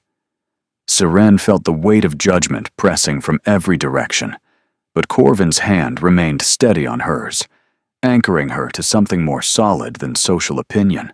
Lady Margot materialized from the crowd, resplendent in crimson, her expression carefully controlled. "Your Grace. Miss Holloway, how lovely to see you both." "Lady Margot." Seren inclined her head with perfect politeness. What a beautiful gown. Calculation flickered behind Margot's eyes. Recognition, perhaps, that the same words had been exchanged once before, with very different power dynamics. "I understand there have been developments," Margot continued, her voice carrying just enough to reach nearby listeners. "The rumor mills have been quite active." "Have they?" Corvin's tone was utterly neutral. "I rarely attend to rumors. Perhaps you should. Some are suggesting quite extraordinary things about your intentions toward Miss Holloway." Margot's smile sharpened. "Things that would be considered unprecedented, even inappropriate." The surrounding guests leaned closer, hungry for scandal. Corvin looked at Seren. Something passed between them, question and answer, fear and courage, love and trust. Then he turned back to Margot, and his voice rang out clear enough to reach every corner of the ballroom. "Unprecedented, perhaps. Inappropriate? Never." He stepped forward, and the crowd parted like water around a ship's prow. "Though since you've raised the subject so publicly, Lady Margot, perhaps this is the appropriate moment to address the rumors directly." Serene's heart stopped beating. Corvin turned to face the assembled guests, hundreds of society's finest, watching with barely concealed fascination. "My father spent his final months writing in a journal that I discovered after his death. He wrote about regrets, about words he wished he'd spoken, moments he wished he'd seized, love he wished he'd expressed more freely. The silence was absolute.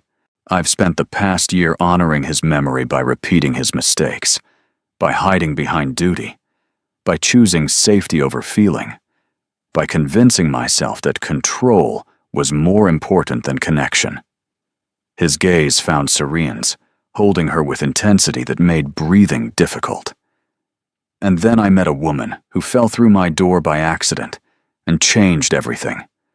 A woman who taught me that grief doesn't require isolation, that love doesn't require protection from itself, that the greatest risk isn't feeling too much, it's feeling nothing at all." He moved toward her, stopping close enough to touch. "Miss Seren Holloway is not from my world. She doesn't have titles, or fortune, or the connections that society deems necessary. What she has is brilliance and courage, and a heart so generous that she tried to protect me from her own troubles, rather than ask for help." A murmur rippled through the crowd. "I don't care about her circumstances. I care about her." He took her hand, raising it to his lips, "and I'm asking her, in front of everyone who matters and everyone who doesn't, if she'll honor me by becoming my wife." The world held its breath. Seren looked at the man before her, the Duke who had lied for her, fought for her, crossed the city to find her when she'd tried to disappear. She saw the vulnerability beneath his composure, the hope beneath his certainty, the love that had grown from accident into inevitability. "Yes," she said, 1,000 times. "Yes." He kissed her then, properly, thoroughly, with complete disregard for propriety or protocol, or the hundreds of eyes watching. And when they finally broke apart, The ballroom erupted into applause. Not everyone clapped, of course. Lady Margot stood frozen, her face a mask of barely controlled fury. Several older matrons exchanged scandalized glances. Whispers would spread. Criticisms would be leveled, and doors would close. But enough doors would open. Enough people would see what Seren and Corvin saw. That love, genuine love, was worth more than any social calculation. The dowager appeared beside them, her expression severe, but her eyes suspiciously bright. "Well," she said, "that was rather dramatic. You told me not to make father's mistakes. I told you to fight for her. I didn't tell you to do it in the middle of the most important ball of the season." But she was almost smiling. "Though I suppose if one must make a spectacle, one should make it properly." Inez threw herself at Seren with an embrace that nearly knocked them both over. "I knew it. I knew from the moment you walked through that door that something wonderful was happening."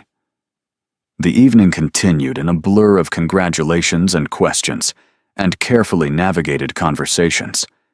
Some guests were genuinely warm, others were calculating advantages. Still others were simply curious about the woman who had captured the cold Duke's heart. Through it all, Corvin's hand never left hers. 6 months later, the library at Thornhaven House had always been Serene's favorite room. She sat in the leather chair by the fire, her chair now in her house, surrounded by her books and her life and the family she'd never expected to find. Outside, winter had painted the gardens white, but inside, warmth wrapped around her like a promise. Corvin appeared in the doorway, a letter in his hand, and a complicated expression on his face. "It's from Jonathan," he said. Seren took the letter carefully. Her brother had been in Scotland for months, sent there by the dowager's stern suggestion until he could prove he'd learned from his mistakes. His letters had been sporadic, tentative, and full of shame that was slowly transforming into genuine growth. This one was different. "Dearest Seren, I found honest work, a shipping company that doesn't ask questions about past mistakes, and does ask questions about future reliability. The pay is modest, but it's mine. Earned. Real. I know I've caused more trouble than I'm worth. I know you've forgiven me because that's who you are, not because I deserve it. But I'm writing to say that I'm trying. For the first time in my miserable life, I'm actually trying to be someone worthy of having a sister like you. Give my regards to the Duke. Tell him I'm grateful, even if I'm too much of a coward to say it directly." Your brother, Jonathan Seren, read it twice, then held it to her chest, tears pricking at her eyes. "Good news?" Corvin asked, settling into the chair beside her. "The best kind, the kind that actually earns itself." He took her hand, threading his fingers through hers with the easy intimacy of marriage. "Like someone else I know." "Are you comparing me to my disaster of a brother?" "I'm comparing you to someone who started with nothing and built something extraordinary through sheer force of will and rather magnificent stubbornness." She laughed, leaning her head against his shoulder. "Flattery will get you everywhere, Your Grace. I'm counting on it." The fire crackled, snow fell softly beyond the windows, and in the quiet of the library, surrounded by books and memories, the Duke of Thornhaven held his wife and felt, for the first time in longer than he could remember, completely at peace. Later, Seren found a note tucked into her copy of Virgil, the same text her father had loved.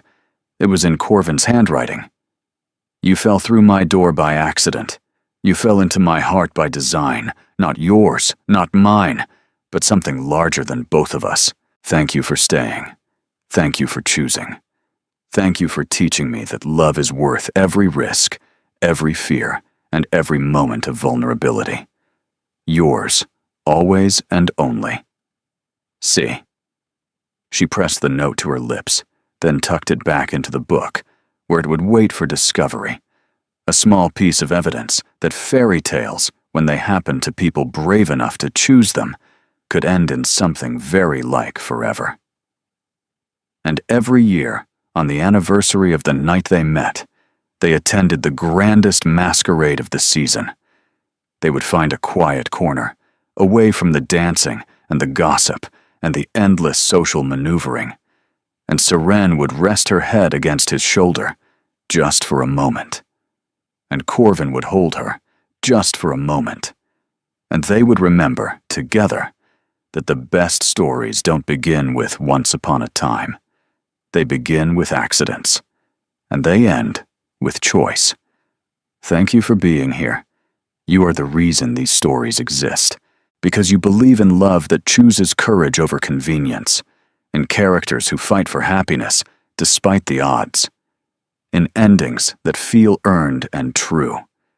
Your presence makes this space warm and welcoming, and I'm grateful for every moment you spend with these characters.